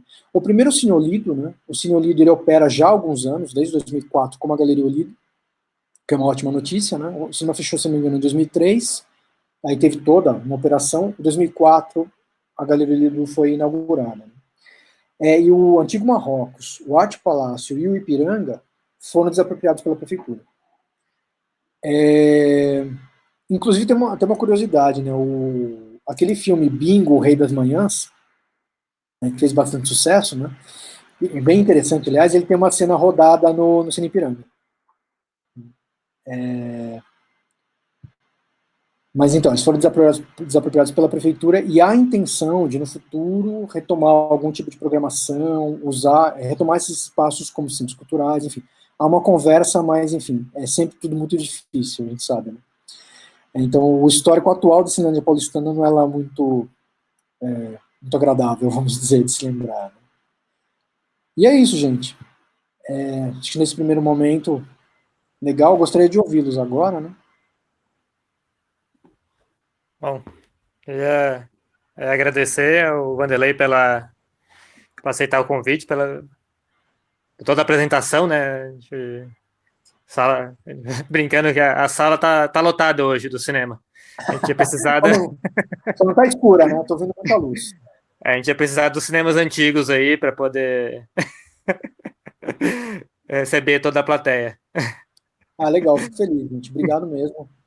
Iniciativas como essas são, nesse momento difícil que a gente está vivendo, são fundamentais. São fundamentais. Para que a gente continue exercitando, né, enfim, toda a nossa memória e produzindo coisas e conversando. São fundamentais. Agradecer a vocês bastante pelo convite. E aí, muita gente agradecendo, até esperando quando tiver uma situação melhor, até eventualmente conseguir fazer isso presencialmente, né, passando realmente pelas salas de cinema, seria ótimo. A gente já teve até na caminhada algumas sobre cinemas, né, do centro. Eu lembro duas, até com o Álvaro de Moya, teve também com outros convidados também. E realmente é muito bom, assim, né? Aqui a gente tem imagens que talvez no centro, ao vivo, você não tenha, mas, por outro lado, você também passear ali, vendo as salas, a situação delas hoje, como poderiam estar, imaginando ali ao vivo, né? E aí, obviamente, na situação fora, para além da quarentena e para além da pandemia, seria ótimo. Bom, então, muitos agradecimentos, muitos elogios aqui no chat e algumas perguntas também. Selecionei aqui algumas. Primeiro, até dando espaço aí para o André falar mais também do trabalho dele, a Débora perguntou se tem esses estudos, né, esse trabalho publicado em algum lugar, o seu particularmente. Sim. Eu tenho uma notícia triste para dar, assim, na verdade é o seguinte, né? Eu defendi o TG em 2005 e eu fiquei, já faz 16 anos, gente, que loucura. O que acontece? Eu ia fazer ajustes, porque a banca sugeriu, faça pequenos ajustes de coisas e tal antes de depositar na biblioteca da FEFELESH. O que acontece é que eu perdi os arquivos digitais nesse meio tempo. Deu um problema no meu computador e eu perdi os arquivos digitais. Então a única cópia que eu tenho, ela está impressa, né, é a minha cópia,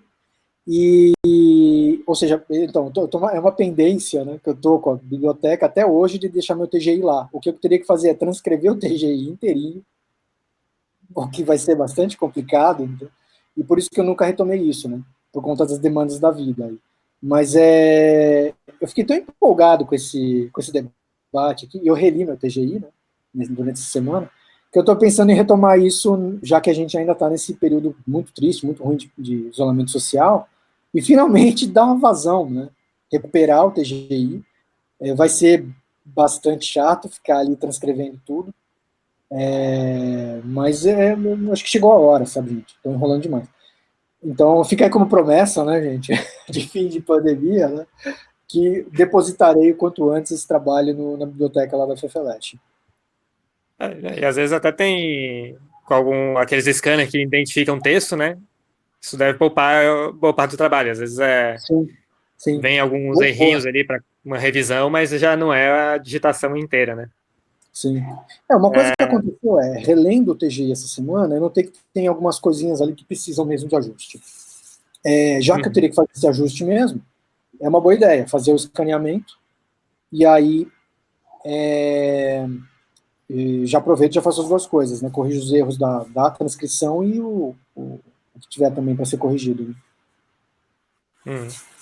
Bom, aí outra pergunta aqui do Marcos Romano, ele falou, você comentou, na verdade, do Cine República, né, que foi demolido para o metrô, e aí você tem informação de onde ali na Praça da República ele era?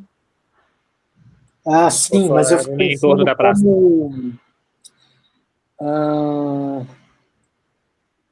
É o seguinte, ele fica no lado oposto à Avenida Ipiranga. Né? Então a Avenida Ipiranga, você está seguindo a Avenida Ipiranga, né? Como que vai ali para Consolação, aí tem a Praça da República aqui à tua direita. Então segue ali, né? Aí você atravessa, vai ter um estacionamento enorme, é ali. Né? Que do lado, aliás, tem uma saída do metrô, pequenininho, menor, né? E é de onde, se não me engano, sai aquele serviço de ônibus para o aeroporto. Então é naquele pedaço que ficava o Ipiranga. Ednei? Deu para identificar. Ipiranga, desculpa, que ficava a República. Posso falar rapidinho? Aliás, tem uma história saborosa aí. Sim. Só um comentário, tem uma história saborosa. Né? Eu fiz todo um trabalho de campo, como geógrafo, né? Identificando esses cinemas e coisa e tal, né? Porque é isso, não tinha blog Salas de Cinema de São Paulo em 2001, 2002. Entendeu? Então eu tive que fazer na raça, tirando foto e coisa e tal. Né? E eu não tinha informação que o Cine República tinha sido demolido. Sei lá, porque eu não tinha essa informação. Acho que eu não tinha o livro do Nima Simões ainda. Eu fiquei, cara, acho que horas andando a Praça da República, achando o lugar onde possivelmente ficava o cinema. Ele tinha sido demolido no estacionamento, não tinha nenhum resquício. Né? Até que um dia eu desisti, né? Uma hora eu desisti, fui para casa e coisa e tal, né? E aí depois, semanas depois, eu descobri, ele foi demolido, coisa e tal. Enfim, agruras de jovem pesquisador. Né?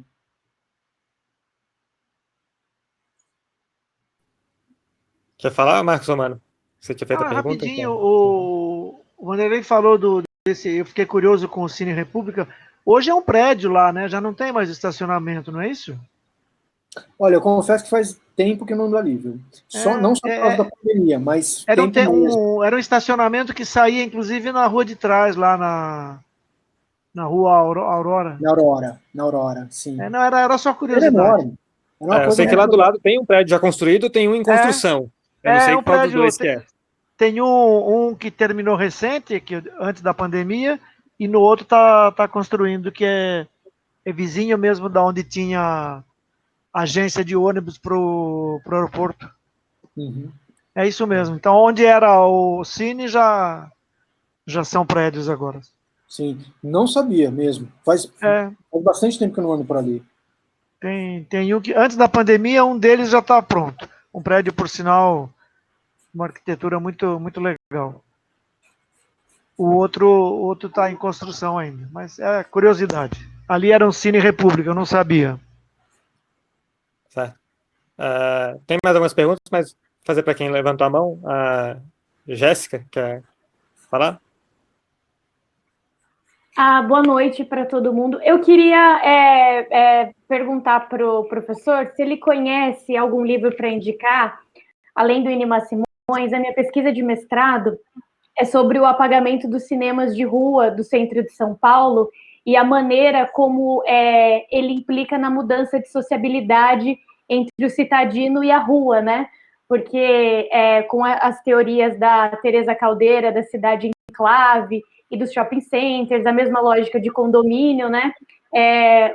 Frequentar o centro da cidade ficou quase embebido numa atmosfera de que é um espaço violento, né?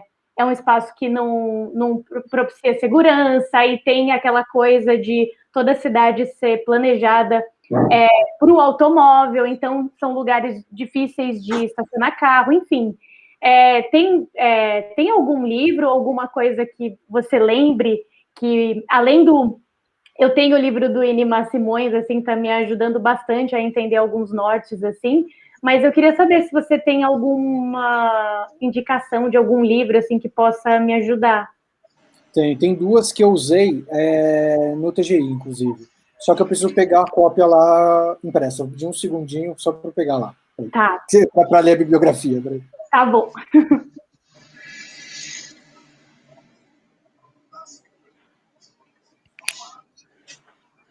Olha lá, gente, ele existe. Só preciso transcrever. Deixa eu achar aqui a bibliografia. Tem uma tese da antropologia da FIFELESH que eu usei na época, porque como você falou de sociabilidade, o estudo da pesquisadora em questão era sobre as memórias que as pessoas tinham desses cinemas, né? Então, será que é o da Heloísa? Só que eu não sei se é o da Heloísa, que ela fala sobre o circuito de cinema de arte. Quase certeza. Heloísa Buarque Almeida, ela mesma. Tá. Aqui, ó. Cinema em São Paulo, hábitos e representações do público. Acho que então você já tem conhecimento dela. Tá. É muito boa, vale muito, me ajudou demais na época, viu? Você pode repetir o nome? Porque eu conheço um texto dela, mas é um que está no livro organizado pelo Magnani, na Metrópole, que ela fala sobre uma etnografia mais específica sobre os cinemas de circuito de arte ali na região da Paulista. Então você vai gostar da tese. Eu acredito que esse artigo pegue parte dela, porque ela fala também dos cinemas do centro. Legal. Cinema em São Paulo, hábitos e representações do público, anos 40/50 e 90. Então ela pega justamente esses dois momentos, a afirmação do cinema de arte ali, / Paulista, né? E anos 40 e 50 na Cinelândia. E tem outro livro, que era uma tese originalmente, que virou um livro, que é o Centralidades em São Paulo, do Heitor Frugoli Júnior. Tá. Mas assim, o que acontece, Jéssica, tem que, assim, eu peço desculpas que eu estou bem desatualizado a respeito desse tema, porque 2005, de anos para cá eu venho dando aula de história do cinema, de outras coisas, então eu tô bem. Se os colegas tiverem mais indicações, sejam bem-vindos aí também para ajudar aí, né? Não, mas só para te deixar tranquilo que de lá para cá muita coisa não mudou, viu? A maioria dos que você citou são os que eu também estou usando, então acho que fica até aí o convite para as pessoas se animarem a pesquisar mais sobre isso, para a gente poder renovar as bibliografias. Tomara, uma boa ideia. Os outros que eu estou olhando aqui são específicos de geografia mesmo, falam sobre o centro de São Paulo, né, que foram os que eu usei, ou se não, são de um período bem de antes, que é do primeiro cinema. Né? Tá. Não, mas obrigada de qualquer forma, viu? E parabéns pela apresentação. Obrigado. Bom, e é interessante, né, falar dessa questão desse estigma do centro, que é até meio de onde surge a caminhada, né? A caminhada noturna, que ela acontece no centro, e tirando aí o tempo de pandemia, sempre foi presencial, né, toda semana, era até mesmo para combater esse estigma, né, de dizer, olha, sim, é possível a gente se reunir à noite no centro e fazer um passeio. Realmente, assim, reconhecendo que existe o estigma e, de certa forma, usando isso para combatê-lo, né? Bom, também estava com a mão levantada aí a Andréia. Quer ligar o microfone e falar? Olá, Ednei, boa noite, Vanderlei, parabéns. E estava lembrando aqui da tese de mestrado da professora Paula Santoro, ela é professora doutora da FAUSP, ela fez uma tese sobre os cinemas de São Paulo. Então, Jéssica, fica aí mais a dica, já que o Vanderlei deixou essa oportunidade para a gente comentar. E eu fiquei impressionada com a explanação do Vanderlei, né, que eu não sabia que os cinemas tinham passado por essa divisão das suas salas, para escoar uma maior produção. E eu acho que isso é positivo, né, Vanderlei? Porque, assim, toda vez que eu escutava alguém falar sobre a derrocada das salas de cinema do centro, eu tinha um sentimento de tristeza. Mas essa tua explanação me trouxe um alento, né?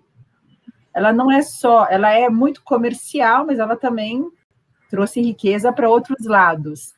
E a gente fez em 2013 uma caminhada noturna com o senhor Álvaro de Moya, que infelizmente faleceu em 2016, no início de 2017, e a gente percorreu as fachadas das antigas salas de cinema. A gente filmou, depois eu vou te passar, tem uma filmagem bem longa, né? O senhor Álvaro de Moya, ele fundou a TV Excelsior no Brasil em 1959, e antes de fazer essa fundação, ele fez e passou um tempo nos Estados Unidos conhecendo a CBS, que era a primeira emissora de televisão. Eu vou te passar e muito obrigada aí por manter a memória viva do centro. Quando a pandemia passar, o Ednei te faz o convite para percorrer aí as salas. Parabéns e obrigada. Obrigado a você pela indicação, inclusive, da bibliografia, e estou à disposição. Essa caminhada vai ser muito legal. A respeito do Álvaro de Moya, né, me trouxe outra memória aqui, né? Eu vi o Álvaro de Moya falar mais de uma vez, mas sobre quadrinhos, né, sobre cinema, infelizmente eu perdi, então eu tenho interesse em ver esse material. Né? Mas me trouxe uma outra memória, que é o professor Máximo Barro, fundamental também nessas pesquisas sobre os primórdios do cinema em São Paulo, e sobre o cinema paulista como um todo, faleceu no ano passado, né? E eu cheguei a fazer um trabalho de campo, uma espécie de um passeio, mas foi diurno, em que ele encabeçou. Então, assim, até foi bastante tocante para mim retomar esse tema essa semana, assim, porque me veio à memória o Máximo Barro, que grande figura, grande professor, né? Não fui aluno dele, ele era professor da FAAP, né? Mas também fica como referência, uma figura que a gente sempre tem que lembrar quando a gente fala de salas de cinema de São Paulo. E aí me veio à memória o seguinte, eu não sei se eu ainda estou com o recurso de compartilhamento aqui aberto, deixa eu compartilhar temporariamente, para mostrar para vocês uma coisa que me veio agora. Eu descobri essa semana, justamente, eu não sabia,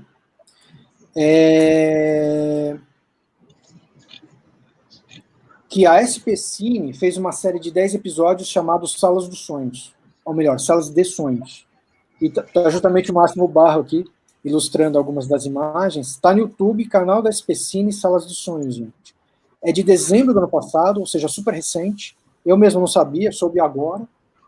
E já estou louco para assistir, né? Então, agora que vocês comentaram, né, veio também essa lembrança desse material. Pode ser útil para todos nós que estamos aí pesquisando, né?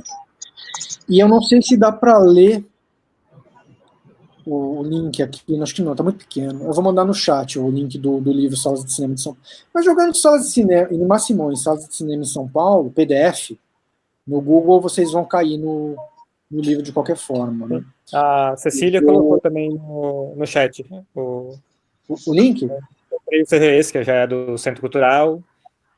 Legal. E Salas de Cinema. O Salas de Sonhos eu soube ontem ou antes de ontem, aí já... Nossa, eu tô louco para assistir isso aqui. Bom, mais perguntas? Tem o Coloto, também levantou a mão. Pode abrir o microfone. Oi, boa noite, professor, tudo bem? Eu não consegui entrar na live, porque estava lotada a sala, mas já que o tema é cinema, eu estou com um desenho aqui um corte dentro de um livro, né, sobre arquitetura moderna. Não sei se você falou sobre o Cine Excelsior, projeto quer dizer, Cine Ipiranga, Hotel Excelsior, projeto do Rino Leve. Chegou a comentar alguma... Falou. Passei rapidamente, na verdade, mas comentei sim. Tá. Não, que ele tem uma solução estrutural bastante interessante. Não sei se as pessoas vão conseguir ver. Espera aí. Estou com a minha lâmpada pifada de mesa, então eu acho que não vai dar para mostrar, não vai aparecer. Tá aqui, ó. Opa. Oi, Cacilda. Não estou vendo, não vou ver. Deu para ver, pessoal? Acho que a sua câmera...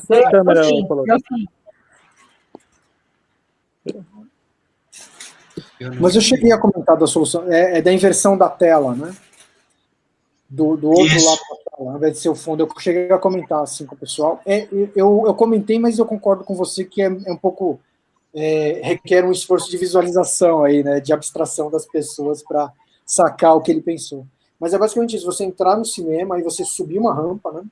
Tinha uma declividade acentuada, né? A rampa, aí você virava para o outro lado, e aí você via a tela, não no fundo da sala, mas na entrada. Tá. Foi uma solução genial, na verdade, para poder comportar o hotel. Exatamente. A torre do hotel, ela tem 3 vigas de transição para para poder distribuir os esforços da torre do hotel e derivar para as fundações, né? Senão a sala de cinema ia ficar com coluna dentro, que é uma coisa que não tinha cabimento, né? Tá muito pequena a ilustração, é do Arquitetura Moderna Paulistana, né? Aquele livro do Xavier, Lemos e Corona. Então, quando tiver um desenho melhor, uma outra oportunidade, eu participo. Obrigado, eu vou pôr no mudo. Obrigado a você. Já estou anotando aqui, Arquitetura Moderna de São Paulo. Esse eu não conhecia. É de 1983. Oh, meu Deus, mas de novo cortou a imagem. Nossa, mas esse... pronto, agora foi. Então, esse livro é uma publicação da editora Pini. Ele é um pouquinho... É de 1927 a 1977, Projetos de Arquitetura Moderna. E ele foi publicado originalmente dentro da revista A Construção, da editora Pini. Aí eles... deixa eu ver... É isso mesmo. Então, eles pegaram 50 anos de arquitetura moderna, então, desde os projetos pioneiros até quase o final da década de 70. E depois eles fizeram esse livrinho. Né? Sensacional, vou procurar. Te agradeço bastante. Okay. Bom, tinha mais perguntas Deixa uma coisa, para quem chegou, para quem não pôde ver, né? Só reforçar, o Edney comentou comigo que vai ficar no YouTube, não é? Isso. Tem o canal da Caminhada Noturna. Passa o link depois. Ele não está ao vivo agora no YouTube, mas ele está sendo gravado e normalmente até o fim de semana a gente disponibiliza no canal da Caminhada Noturna no YouTube. Outras perguntas que tinham aqui no chat, já durante a apresentação. Você sabe em qual andar do Martinelli era o Cine Rosário? Era no térreo. Era na Rua São Bento. Não era o acesso, os outros acessos, era pela Rua São Bento, na verdade. Isso, exatamente. É onde é a Caixa Econômica Federal, ou foi durante muitos anos, do lado esquerdo. Exato. Né? Tem a portaria da São Bento, você olhou de frente, à direita é a loja, é a sede do Sindicato dos Bancários, à esquerda era o Cine São Bento, que virou essa agência bancária. Né? Ele foi o primeiro sonoro de São Paulo, né? Ou dos primeiros. O Paramount, e depois o Rosário. Depois o Rosário, ok. E depois o Odeon, mas o Odeon não era no centro, eu não me lembro onde fica. Dá para colar no livro aqui do Edmar, peraí. Você encontra aqui. Imagina, muita coisa, gente. Não lembro tudo de cabeça, não. Não dá, velho. Não dá, com certeza. Vamos ver. Enquanto eu procuro aqui, gente, se tiver mais perguntas, vamos lá. Zaica Nunes, pode falar? Oi, Vanderlei, boa noite a todos. Vanderlei, super obrigado da sua apresentação, que foi muito bacana. Duas perguntinhas rápidas, assim, uma retomando uma pergunta do Bruno, que estava aqui no chat, que é qual era o público desse cinema, sobretudo ali na Cinelândia. Eu sei que o High Society, assim, a elite frequentava os mais luxuosos, mas acredito que não eram só eles. Bom, só essa pergunta, vai. Bom, então vou responder rapidinho para você poder fazer a outra. O público era diversificado, não era só High Society, porque as salas eram enormes. Né? Então, o que acontece? Né? O Inimar Simões brinca com isso no livro. Ele fala o seguinte, que se era uma coisa corriqueira, né, eu vou no meu cinema de bairro, mas se eu quero impressionar a namorada, se é Dia das Mães, né, se eu quero aí o passeio era o cinema da Cinelândia. Então, e eram salas enormes, né? Então era para todo mundo. Se fosse depender só do High Society, eles tinham fechado muito antes dos anos 80, né? Do tamanho do biju, né? A outra pergunta, Vanderlei, é o seguinte, se você poderia dizer alguma coisa a respeito dos festivais, como, por exemplo, o Marrocos fez o primeiro festival de cinema do Brasil, né? Eu acho que esses festivais de cinema, eles tiveram um papel muito importante para integrar São Paulo na modernidade do momento, né? Ligando com o cinema europeu, como você citou e tudo mais. Então, só uma coisa a respeito dos festivais, se você pudesse comentar. Sim, isso é uma falha minha eu só sei meio basicão. Você comentou, né? O primeiro Festival Internacional de São Paulo, 1954, né, por conta do quarto centenário, foi realizado no Marrocos. E aí teve mostras do von Stroheim, umas coisas, né, desse tipo, né? E o que acontece? O Cine Metrópole abrigou a Mostra Internacional de São Paulo, por um período também, já nos anos 70. Então, assim, havia, sim, esse interesse de ampliar a programação, né? Mas vale a gente lembrar que a enorme maioria dos filmes exibidos, né, eram ou hollywoodianos, né, ou grandes sucessos brasileiros. Assim. Então, nos anos 50, a Veracruz passava alguns filmes no Marabá, o Mazzaropi, todo 25 de janeiro, ele estreava o filme dele no Arte Palácio, no aniversário da cidade. Mas assim, o Festival de Cinema, ele é muito importante, mas ele é uma coisa que cresce muito mais a partir dos anos 90 para frente, em São Paulo. Mas esses aí, primeiros, foram importantes no sentido de arejar a programação. Obrigado. E aí, uma última pergunta que eu tinha anotado aqui no chat durante a apresentação, confesso que eu não vi depois, mas para frente tem outras. O Bruno citou do problema que filmes antigos, né, feitos de nitrato de celulose, e que resultavam aí em alguns incêndios. Teve algum aqui em São Paulo que você conhece? Teve preciso recuperar o nome do cinema aqui, né? Aliás, falando em recuperar, o Cine Odeon ficava no centro. Ele ficava na Rua Consolação, né? Lá no comecinho dela. Só que ele foi derrubado, e acho que nos anos 40, para subir em um prédio, né? Então, foi isso. Paramount, Rosário, Odeon. E possivelmente depois o República, né? Todos em 1929 para os primeiros sonoros aí, né? Era um cinema que ficava no Brás. De novo, eu vou colar aqui do Nima Simões. Enquanto eu encontro aqui, né, vou demorar um pouquinho, só esclarecer essa questão do nitrato de prata, né? O que acontece, gente? Hoje não, né? Porque hoje é digital. Mas a partir do fim dos anos 30 para frente, foi criada a película de acetato, sintética, né? Que era chamado safety film, ou filme de segurança. Inclusive por isso que esses filmes em acetato, se eles não estão sob cuidados, vamos dizer, eles viram vinagre, esse é o termo, porque eles são de base de acetato, né, ácido e vinagre ácido acético, né? Então, o que acontece? Nesse momento particular do Brasil, em que a Cinemateca Brasileira está paralisada, isso é um perigo, tá? Por duas razões. Primeiro que os filmes de base de nitrato de prata, eles são, que eram uma primeira tecnologia, né? Eles, se não estiverem armazenados nas devidas condições ali de umidade, de temperatura, eles podem pegar fogo espontaneamente. O galpão da Cinemateca, o galpão de nitrato, é separado do restante do acervo, visando, inclusive, como é recomendado pela FIAF, que é a Federação Internacional de Arquivos de Filmes. Tá? Então, mas, de qualquer maneira, a forma como a Cinemateca hoje está sendo mal gerida, não há nenhuma política para a Cinemateca, e não é por causa da pandemia, é por causa de incompetência, é por causa de desatenção, é danoso o que está acontecendo. Isso pode trazer problema não só para o acervo de nitrato, mas também para o acervo em acetato.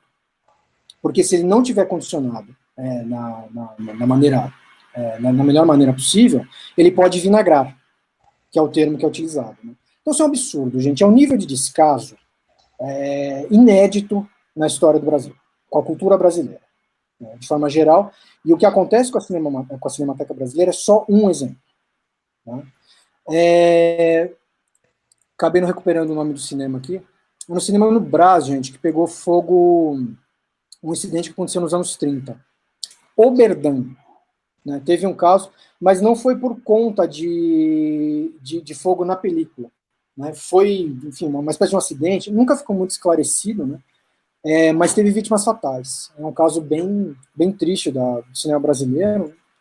Inclusive, isso trouxe um problema temporário ali para o Rino Leve. O Rino Leve estava para inaugurar o Piratininga, ou o Universo, eu já não lembro, um dos dois cinemas dele no Brás, e a prefeitura ficou na sola ali, ficou no pé, batendo, não pode ter 4.000 lugares por questões de segurança, porque pouco tempo antes tinha acontecido esse incêndio no Oberdan. Né? No livro do Animal, eu tenho certeza que tem essa história, tá? Porque eu até colei aqui, encontrei o nome do cinema, né? Então, certeza que tem ali essa história. Ou no blog, no Sala de Cinema de São Paulo, deve ter também, porque lá tem tudo, impressionante.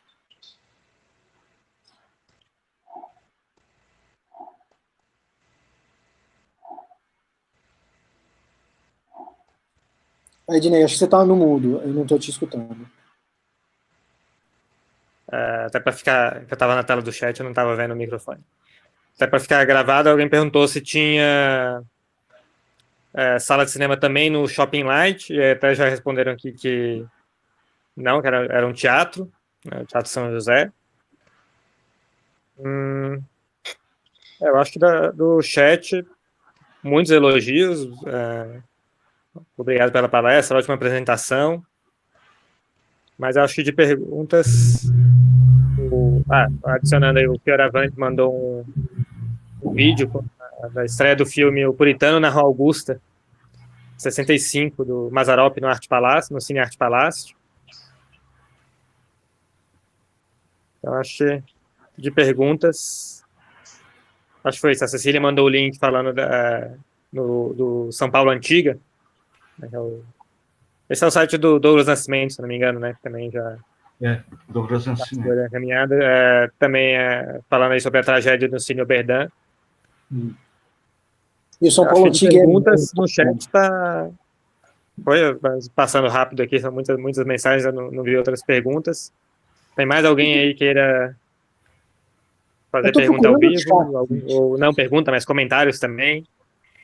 Eu não estou familiarizado aqui com essa ferramenta do Jitsi, né? Jitsi. Eu não estou achando o chat, gente. Onde fica? É o balãozinho à esquerda. Você tem uma série de ícones na base da tela, e aí é um ícone que parece um balão de quadrinhos. E aí vai aparecer. É igual o desenho do compartilhamento, só que do lado dele, né? Isso mesmo. Para eu pegar aqui os links que vocês estão mandando. Tá, legal. Então, mais alguém tem mais alguma pergunta? Carlinhos? Posso falar, Ednei? Então, agradecer o Vanderlei pela fala, já ir convidando a Jéssica para, nos próximos anos, falar sobre o doutoramento dela, que é a questão da sociabilidade, e já também convidar um ponto que o Vanderlei tocou, que foi a expansão urbana. A população cresceu 4 vezes e a mancha urbana cresceu 9 vezes. Isso causou enorme pressão para o meio ambiente, ainda causa, sujou as águas da Billings, da Guarapiranga. Então, é o que se diz que hoje a gente bebe água com fezes, custa caríssimo para tratar. E o Scames fez uma brilhante palestra sobre as águas de São Paulo. Então, Scames, boa noite. Prepare-se para falar sobre as consequências da expansão urbana, que é favorecida por gestões, administrações corruptas e imobiliárias inconsequentes, construtoras inconsequentes. E voltando aqui para o centro da cidade, já que toda essa sociabilidade urbana foi prejudicada por essa expansão desenfreada, descontrolada, com todo esse prejuízo, eu entendo que a cidade cresceu, mas não precisava crescer assim, estupidamente, na horizontal, com grande prejuízo, porque o centro poderia abrigar. O centro, quando a gente começou o trabalho aqui da Associação Vivo Centro, tinha 400 mil habitantes. Hoje, depois de 30 anos, muitas novas construções, novas ocupações, devemos estar aí na região da Subprefeitura Sé, com 600 mil habitantes. Mas eu acho que um pouco a Avenida São João, ela perdeu o seu charme, não é? Que tinha de você poder passear feliz pela Avenida São João, Avenida Ipiranga. Talvez os bons restaurantes foram embora por causa da questão da criminalidade nos anos 60, mas eu queria lembrar o seguinte, que às vezes o privado impede o crescimento da cidade.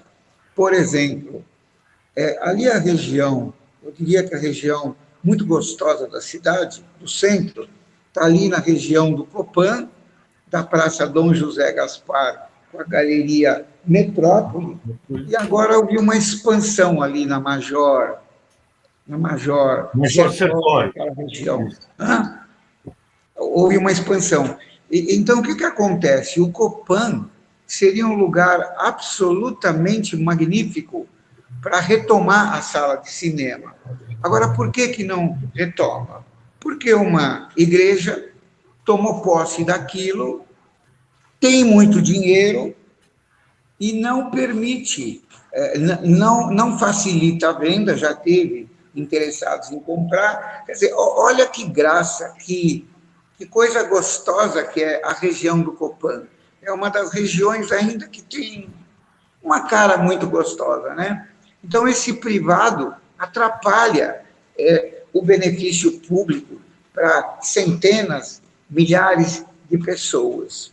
Vanderlei, você vislumbra alguma forma, não só de os cinemas voltarem ao centro, alguns, pelo menos, já que essa moda de cinema está ultrapassada, mas você vislumbra alguma sociabilidade aqui no centro por algum outro meio possível?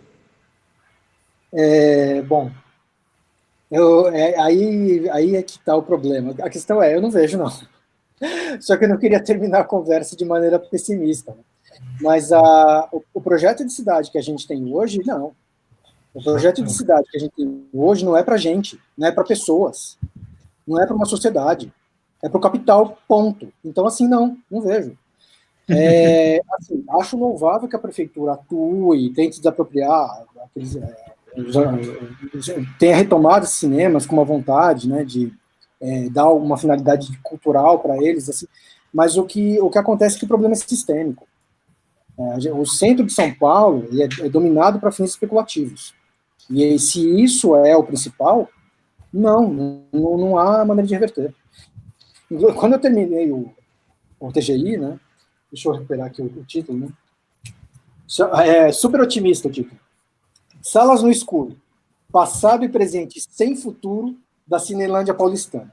Meu orientador na época, o professor Francisco Capuano, inclusive ele, Escarlato, né, chamava ele de Escarlato, falou, poxa, Vanderlei, mas que triste esse título, repense. Faz 16 anos e tá igual. Então, assim, eu não vislumbro, infelizmente. Assim, queria terminar com uma palavra otimista aqui, mas nesse modelo que a gente tem de uma São Paulo, que para retomar o Milton Santos é uma metrópole corporativa fragmentada, eu não vejo. Se houver uma mudança de mentalidade, aí pode mudar a longo prazo, 30, 40 anos. Mas é difícil. Requer interesse do poder público e, sobretudo, de empresários. Né? E aí complica.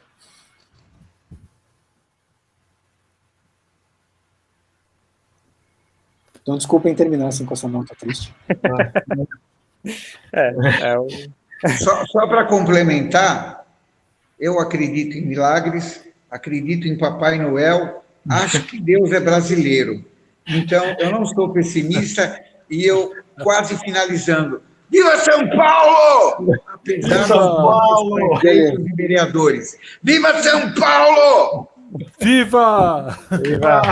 É um defeito meu ser pessimista também. Né? Eu vou repensar e, enfim. A pandemia acabando, acho que a gente consegue depender, né?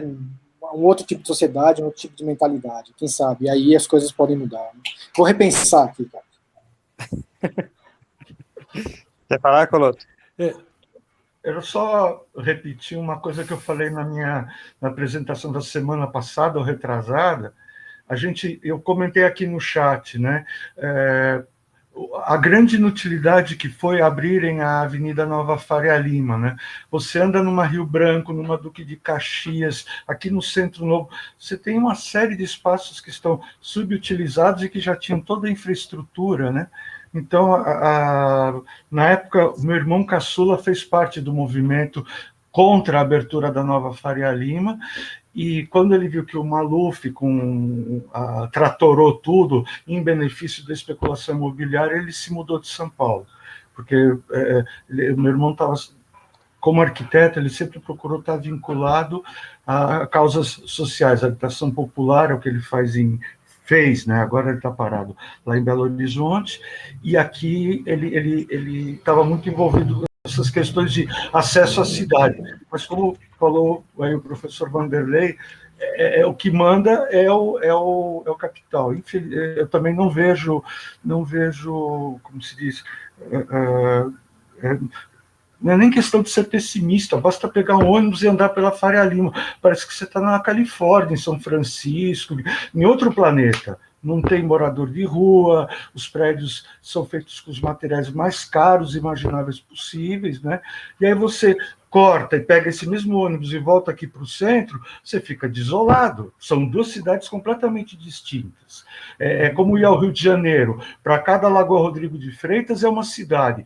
Para lá, depois do túnel, né, na Lagoa Rodrigo de Freitas, é outro Brasil. Quer dizer, a gente vive na periferia do capitalismo, como diz o Guilherme Terreri, também professor e que interpreta aquela personagem, a Rita Von Hunt, né?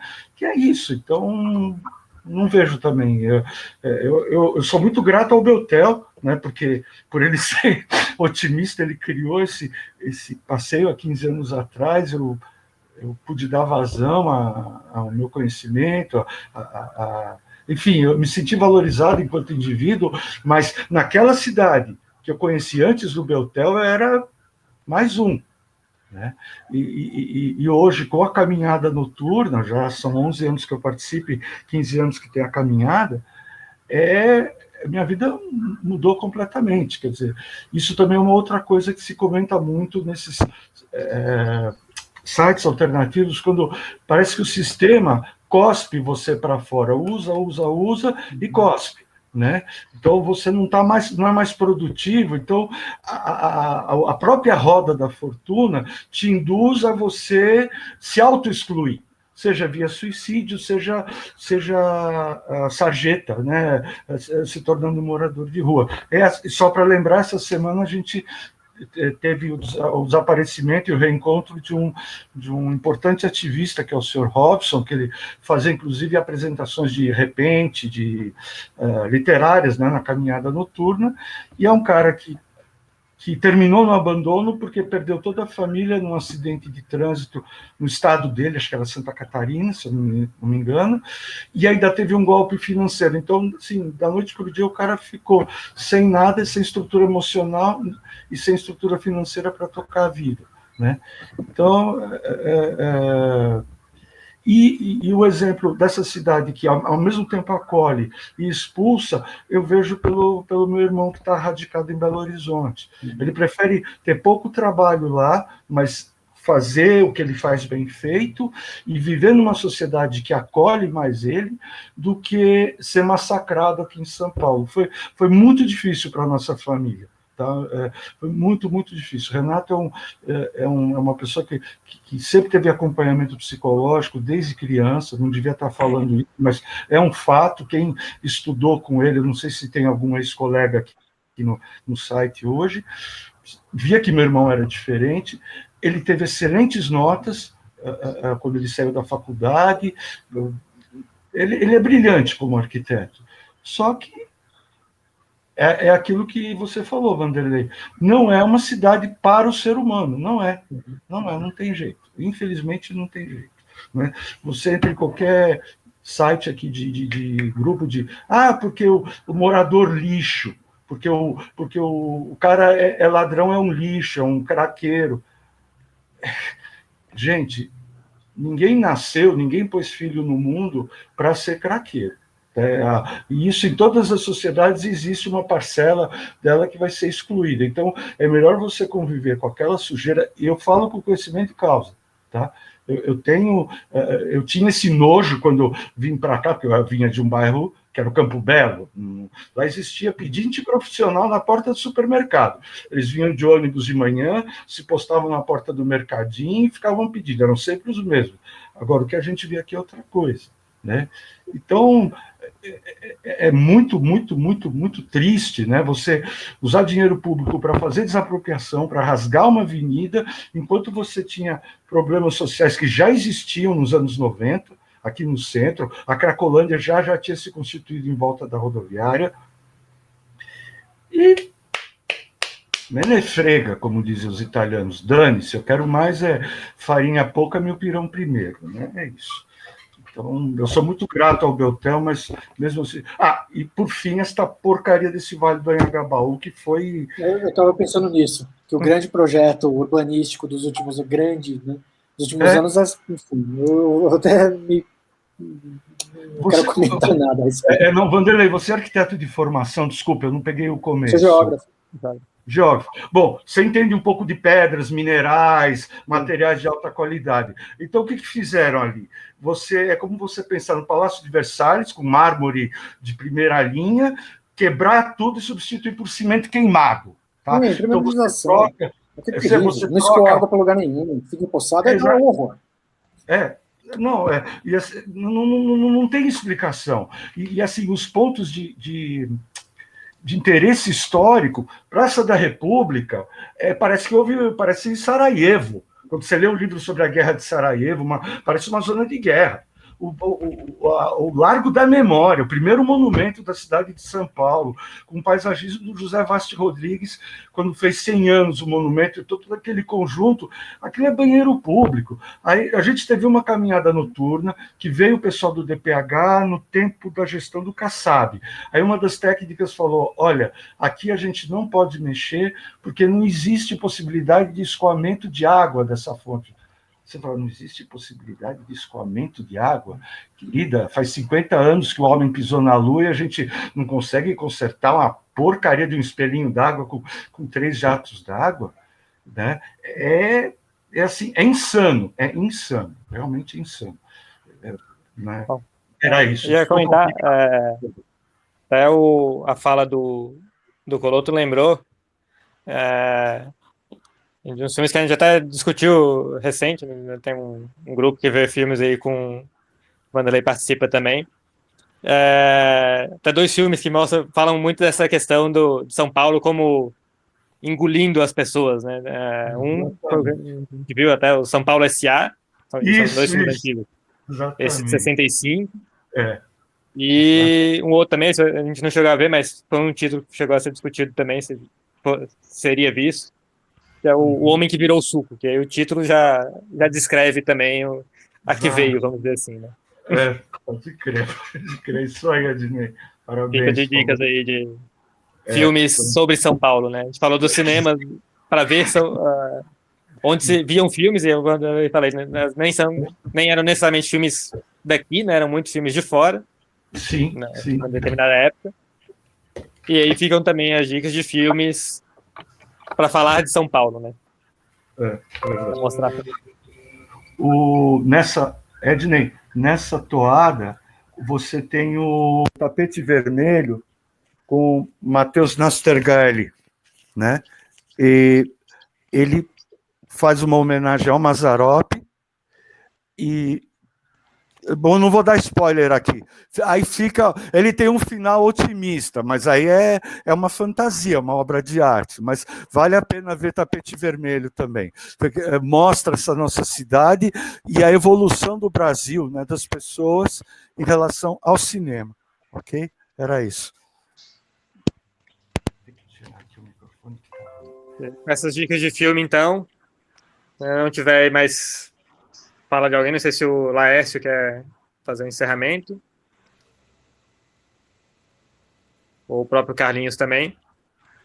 Bem, Laércio, cadê você, Laércio?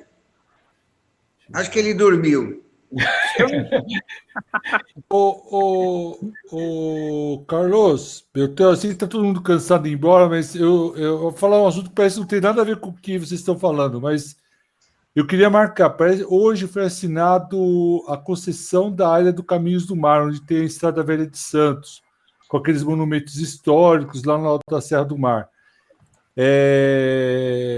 Não sei se vai dar certo, mas eu acho que é uma coisa boa e para a gente prestar atenção. Vocês que valorizam a arte, cultura, memória, lá tem os patrimônios histórico, natural e elétrico, né, energético. Então, só para todo mundo ficar atenção Parece que não tem nada a ver com tudo que vocês estão falando, né? Eu fiquei fascinado com o encontro de hoje, embora tenha chegado há pouco tempo.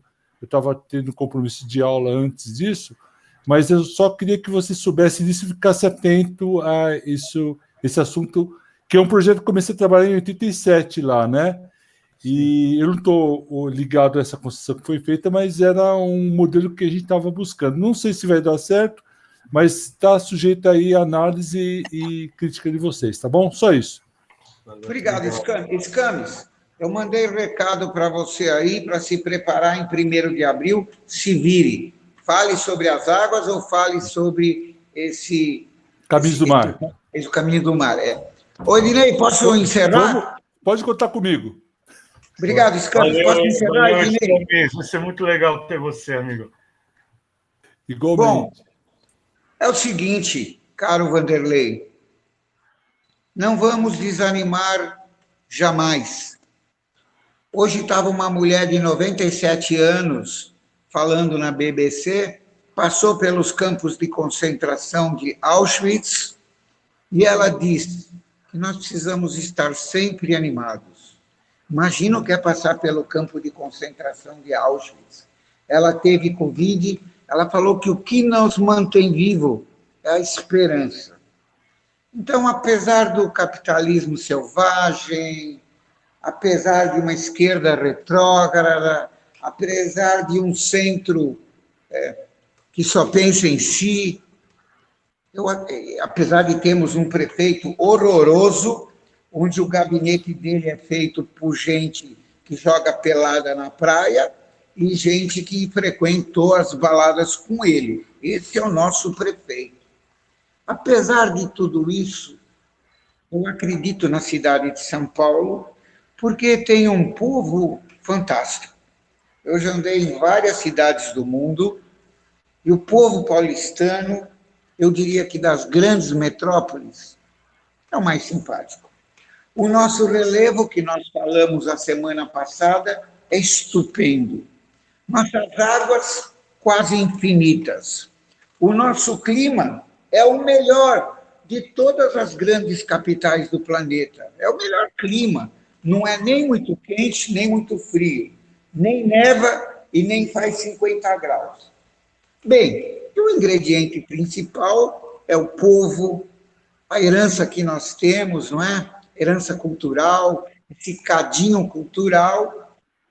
Então, São Paulo, estimado e querido Vanderlei, obrigado pela palestra, tem jeito, sim. Vamos ter fé sempre. Temos aí vindo nossos filhos, nossos netos, e nós queremos em vida ver uma cidade melhor. Então, repito mais 1000 vezes, viva São Paulo, sempre. Obrigado. Obrigado a vocês. Obrigado. Fé sempre, meus irmãos. Viva Fé Sampa! sempre. Viva! Viva São Viva São Paulo! Toma o microfone! Viva! Viva! Viva! Obrigado, Ednei, Cecília, Fioravante. Viva! Viva, viva! Obrigado, pessoal. Vamos comer pizza agora? Vamos levar o professor a comer pizza, Ednei? Vamos lá, professor. Bora. Vamos comer uma pizza. É a tradição das caminhadas presenciais, a pizza depois da caminhada. Isolamento social, gente. Ele não falou que está dando um curso maravilhoso de cinema mexicano. Precisa fazer um trabalho, Vanderlei. Fala mais alto, minha filha. Ele precisa fazer um trabalho, está dando um curso maravilhoso sobre cinema mexicano e ele nem fala pra gente, nem conta. Fala aí, professor, faça o comentário. Eu escutei. Ela falou do seu curso. O curso de cinema mexicano. E aí, enfim, foi um curso que acabou de ser finalizado. Eu terminei agora no Centro de Pesquisa e Formação do SESC. Né? Eu venho procurar no SESC para dar cursos específicos, né? Porque é um lugar que privilegia coisas diferentes, né? Então, lá eu consigo falar de cinema da América Latina, né? Então, e aí, que é uma das minhas áreas preferenciais, e aí eu terminei esse curso de cinema mexicano. Foi bem legal, mas não daria para resumir agora não, porque já dado o adiantado da hora. Mas nas próximas edições que acontecerem, eu pedi a gentileza, Edna e Juliana, a divulgar para vocês aí. Beleza. Então, obrigado, pessoal. Valeu, gente.